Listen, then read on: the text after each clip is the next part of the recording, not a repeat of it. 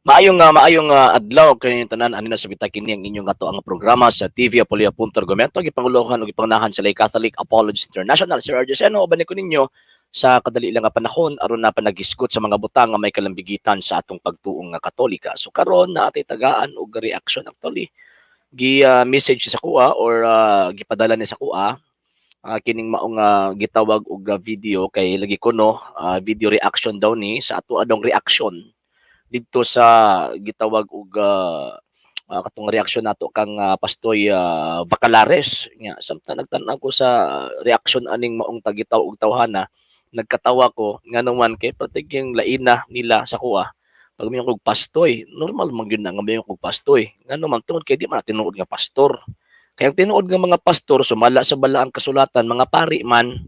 Oh, nya kanang inyo kay dili man na mga pari ng inyo, so pastoy akong tawag kay but man na dili man na tinuod. Oh, so mao na nga kung nalain mo ay wala problema. Bahalag tawag ka ng malain mo basta mosulti kog tawag ng tinuod. So karon, so ang gireaksyon na niya kay lagi ko no suportado ko no sa iyang tawag ini nga ang iyang argumento suportado ko no sa pagkabutbuton ni tawag ini nga Mr. Bacalares nga naman tungod kay iyahang kuan iyahang tawag nga gidepinsaan katong gihimo ni Pastoy Bacalares sa pagputol sa gitawag og punto ba kumbaga sa maong librong gikutlo nila nga librong gitawag og Katoliko. So buti pasabot kung ato ang tan-awon kung ato ang aninawon og sakto nagbasa sila o nagkutlo sila og librong Katoliko daw kuno sumala pa nila nya pagkahuman gisabot-sabot nilang sinabadista. Nya mingon din sila nga kanang inyong libro dapig na mo mga sabadista. Katawa lang ta. Kini portion lang niya kay actually baseless and pointless ang tawag ining argument nga gipresent.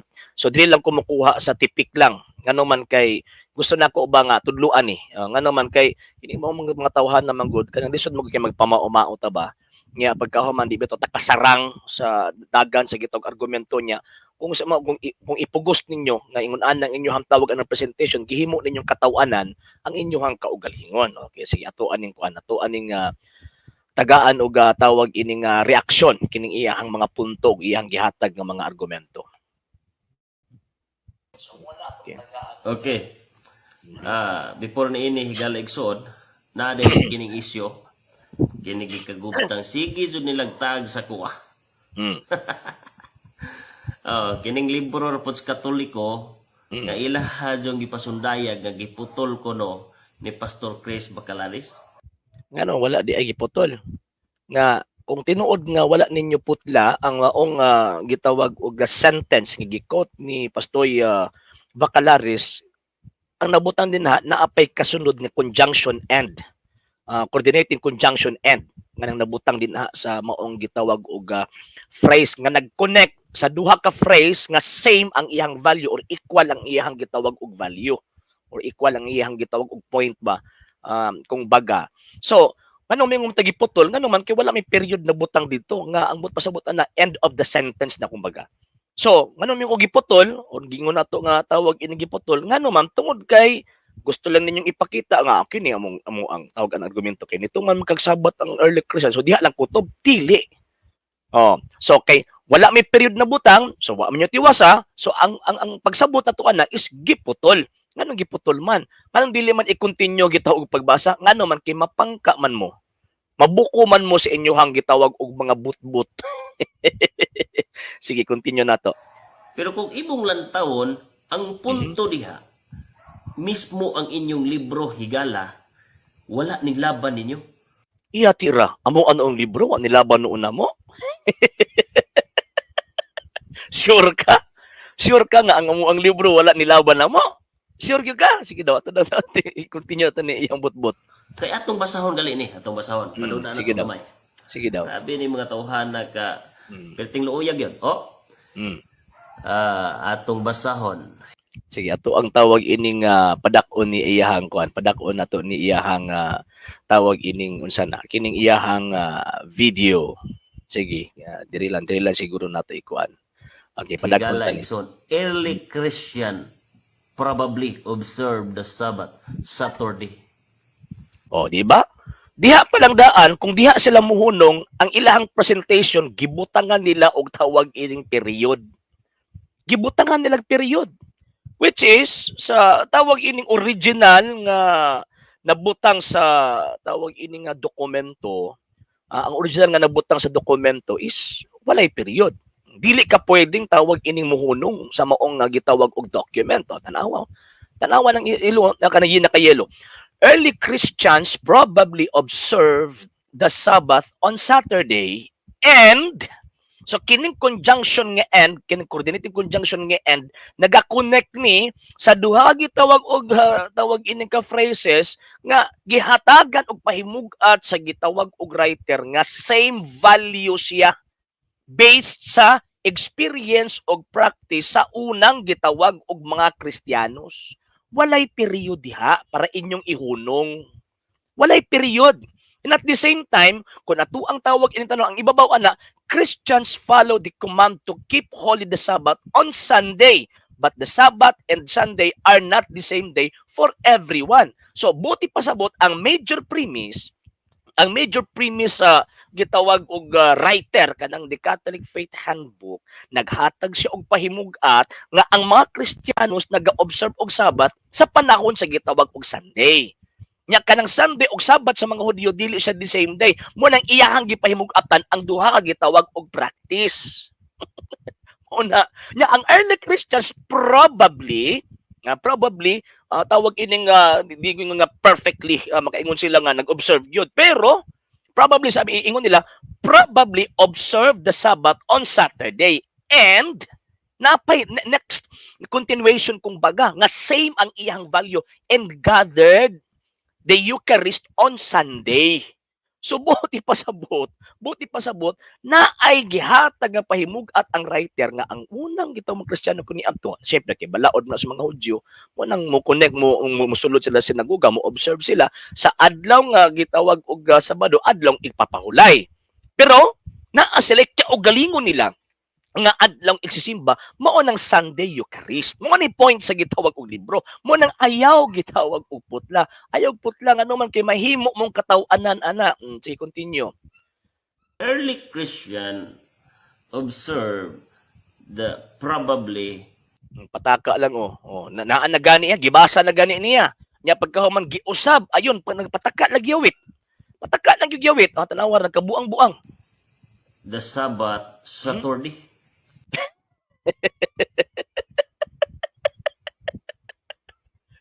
Wala ginaba nga. Di ta magpamao-mao ba kay mahimot ang katawanan. Mahimot ang katawanan. Na nagani sa imong atubangan, pwede na gani nimong basahon, nagimo-himo pag yung kagtawag anang imo. Gibutangan pag yung period kay diha ra mo kutob, di ba? Kaklaroan na nga nangilad. Ilad man eh. Dako kay nang tawag ining ilad eh. O ang early Christian nag-observe sa Sabbath nga Saturday. Unya ang sumpay, unsa may sumpay anabi? Tanaw na natin unsa sumpay anabi. Unsa sumpay. Pero di naman mo sa Sabbath on Saturday and gathered for the Eucharist on Sunday. Nagtigom sila sa gitawag og Santos nga para sa Santos Eucharistia sa panahon sa adlang Domingo. So duha ang ilahang tawag anang giapilan nga celebration, pero ang question asa man dinhi ang Christian celebration. Mo bitaw kung tan-aw nimong tawag ining ibabaw ani Mr. Daig para makabalo ka ba. Tan-aw nimong ibabaw ani, the Jewish observance of the Sabbath on Saturday is derived from the story of God creating the universe in 6 days. So buti pasabot gitagaan og pahimug at sa writer ang rason nganong mag-observe ang mga Hudyo sa Sabbath on Saturday. So buti pasabot, kining giingon din nga early Christians probably observed the Sabbath on Saturday, referring ni sa Jewish observance nga ang una-una sa mga Hudyo, tudlo sa mga Hudyo nga naggikan kini sa Dios nga mipahulay sige tawag og adlaw ikapito. So buti pasabot kining Jewish Sabbath observance dinhi refer ni sa Jewish observance nila or tawag ining Jewish celebration or day of worship sige tawag og mga Hudyo. Unya kanang day of worship or taganing Saturday nga day of worship sa mga Hudyo, dili man ang Christian worship. Sa mga Hudyo man na ang reliyon na Judaismo, dili na Seventh-day Adventist. Sige, next. Unsay pagka-connect ninyo sa early Christian nga Sunday man mo? Oy, wala ba kabalo nga ang tawag ana mga early Christians nag-observe sila? Wala ginipait ninyo Ngano man kay dili ninyo tawag ining tarungog basa ang inyong gikutlo. Muna nagkabalintong-balintong ng inyong gitawag og panabot. Tanawa, early Christians probably observed the Sabbath on Saturday and gathered for the Eucharist on Sunday. So, buta. Buta mo kay di mo kabasa na. Or tawag anang di lang mo gusto, di lang ninyo basahon kay mga igo mo. Mo man ipuntong anong di na nagtatawag ining tiwason. Okay, continue na to. Balansiha ko og tarong. Mhm. Anong wala mo pud mo na balansiha og tawag ng tarong anong inyo man nagiputol. So ang buti pasabot dili balanse ang imong presentation. Diha pa lang daan sango ka na. Di ba? Oh, balansihan ninyo og tarong nya ikaw pud mismo nga nagkutlo og dokumento dili balanse. Yabag. Oh, sige. Unsaon ninyo pagkakunik nga Sunday man mo? O, gibasa na ganin animo. Mo nay tawag ang nagdiferensya ninyo. Ngano matanawa ra gud o. Mo nang gusto na mo ipadayon kay para mapakong mo. O tanawa ra gud o. Early Christians probably observed the Sabbath on Saturday and gathered for the Eucharist on Sunday. Mo nang koneksyon simbahan Katolika. Mo nang koneksyon ngano man kay same religion. Same religion sa 1st century AD, same religion katong mga Hudyo nag-observe sila og tawag anang Saturday Sabbath at the same time naa sila day of worship adlaw Domingo. Oh, Sunday Eucharist ang tawag sumala pa sa maong gitawag og libro. Mo na sige mo question asa man niyo gitawag anang gikuha na naginas niyo atubangan. Di ninyo basahon ngano man kay again mga pakong man mo. Oh, mga manggawas man ang inyong tawag ining butbot. Oh, sige da, continue na to. Sabat karon Sunday. Tanawa ra gud do. Katawa na gud. Balik na to. Early Christians probably observe the Sabbath on Saturday. Ngano nagtawag ang nag-observe sa laki? Ang early Christian, ang first Christians, mga Hudyo, muna mag-observe yun sila. And at the same time, mamabito na ay coordinating conjunction and kay same ang value in terms of tawag ini nga interpretation sa tradisyon sa mga Kristiyano kaniadto sa tradisyon sa mga Hudyo, same ang iyang rank kumbaga.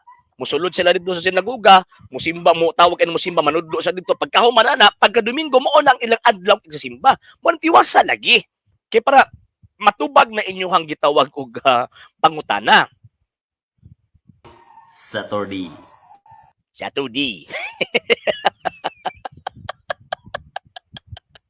Pagkayupan ka. Ay nalang gud ining kining mga tawana. Nanagan silang atubangan di pagitarong og sabot ba, di ba? Oh, mo anay point. Mo anay bugat nga point din ha. Ngano man kay nang nabasa lang dito.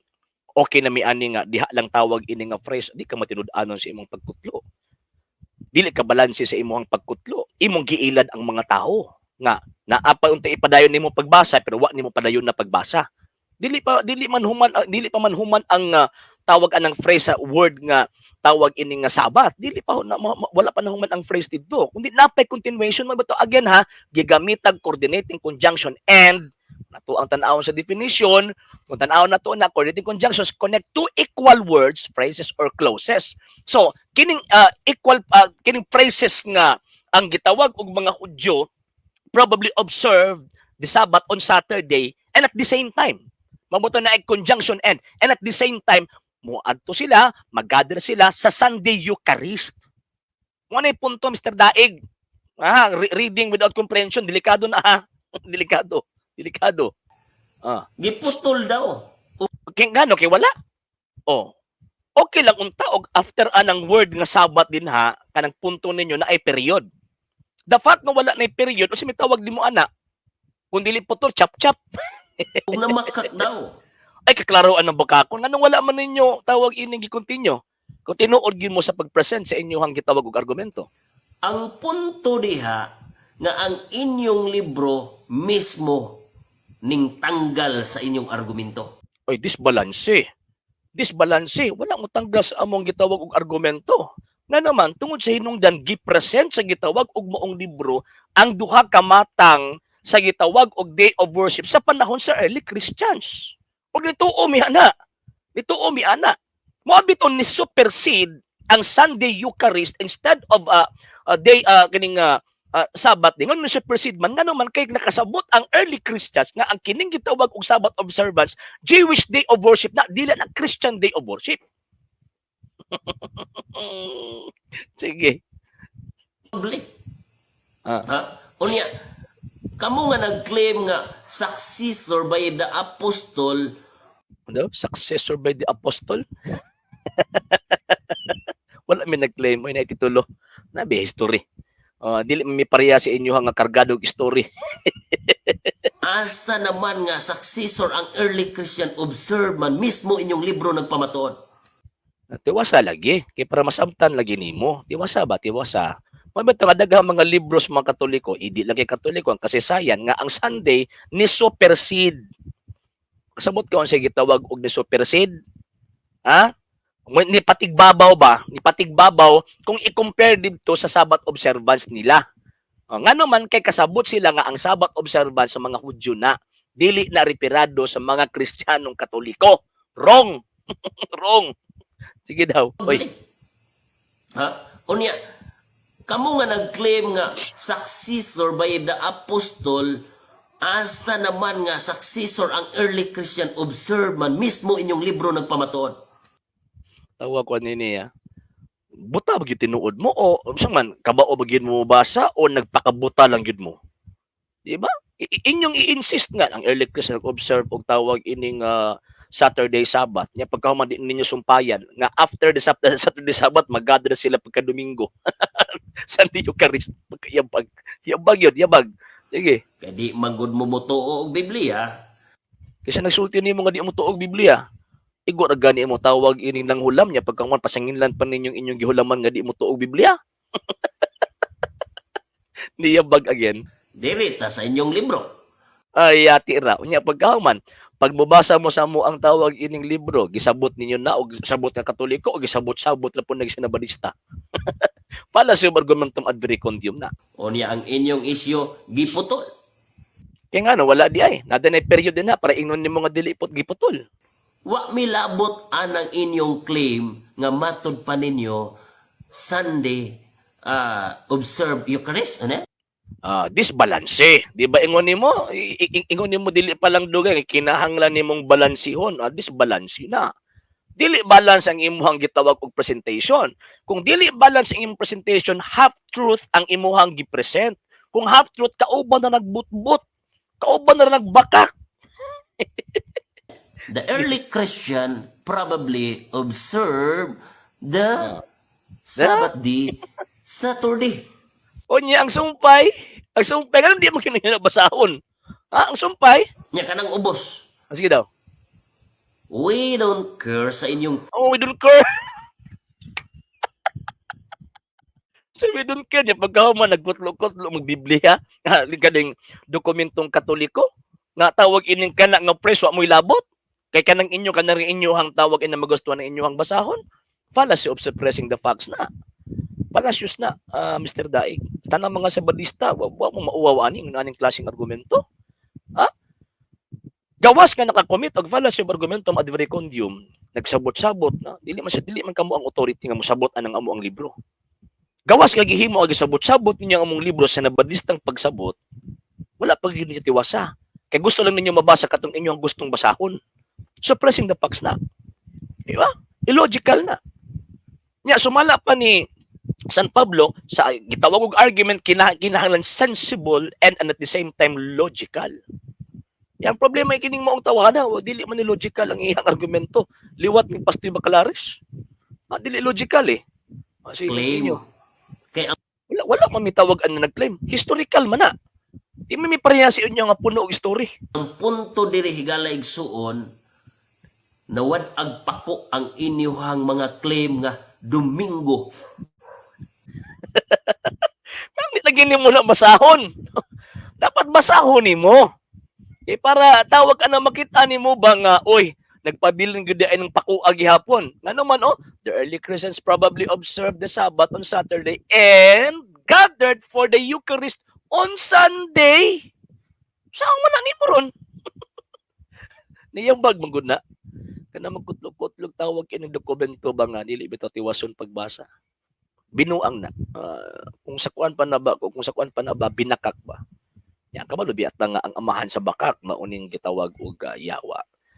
So kining iyang tawag ining punto actually gitan-aw nako ang hap siyang tawag ining video pointless. Pointless, baseless, wala gani siya gihatag nga supporting reference sa iyang interpretation. Kita natin mahatag nga supporting reference concerning ana nga butang. Daghang gisulti ang tawag in kasaysayan. World history, daghang gisulti. Nga ang una mga Kristiyano adlong Domingo ang ilahang igsisimba adlong ipapahuway nila. So, mo na mga igala mo sa mga dita pailad. Ya, mura og tawag ining frustrated pag yun nga radyo na. Sige lang, sige lang. Sagdira na. Sagdira na sila. So ayaw ba mo pailad ha? So kay kung tawag ining mailad tani ining mga tawahanan na mura putag nagkuha og dakong bato gipokpok tos tong ulo. Ngano man tungod kay kining mga tawhana, kining maong gitawag mga sikta ha. Again ha, sulpot sulpot. Gitukod lang mga Amerikano, di na pwede na to tawag ining paundayunan. Ngano man tungod kay dagang mga kalag ma impyerno kung paundayon nato yun ani klaseng tawag ining argumento. So wala pa nakapag-follow sa tong page, i-follow niyo tong page RJ Roland Sandro II TV Apolia.argumento and Kuya Apologist TV page. Ika pwede sa mo mag-send din na og Facebook stars. And also sa atong mga channel sa wala pa nakapag-subscribe, subscribe ninyo nga tong mga channels Dalay Catholic, Apologist International Official, RJ Sandro II TV, Kuya Apologist TV in Barrio Kawayan, Religious Forum, and pwede sa mo mag-send din ha og super stickers, super chats, and super thanks. And yon sa mga Katoliko gustong matabang, gustong suporta sa ato ang gitawag programa, pwede niyo ipadala yung tabang o suporta pinag sa mga account numbers nga nakadala sa mga screens kanang nagadagan nga information o pwede sa mo mag-message sa tuang page kung bayar mitan sa inyong pagpadala. Daghan kaayong gitawag og salamat. Okay, so kana lang una nga naman kay pila ba to ka minuto ang atong reaksyon sa iya taas kaayo eh. So yon sa ngalan sa Tibok Peres TV Apolia.argumento gipanguluhan ug gipanganahan sa Lay Catholic Apologist International sa mga kaubalan sa LCS na mga Katoliko nagsubaybay, nagatabang ug nagasupport ng programa kini unyong ubos nga alagad Hesus pagtong Katoliko Sir RJ Seno temporary mga kaninyong moingon Ecclesiam Servire et Fidem Catholicam Defendere mayong adlaw yung tanan Ave Maria Viva Cristo Rey.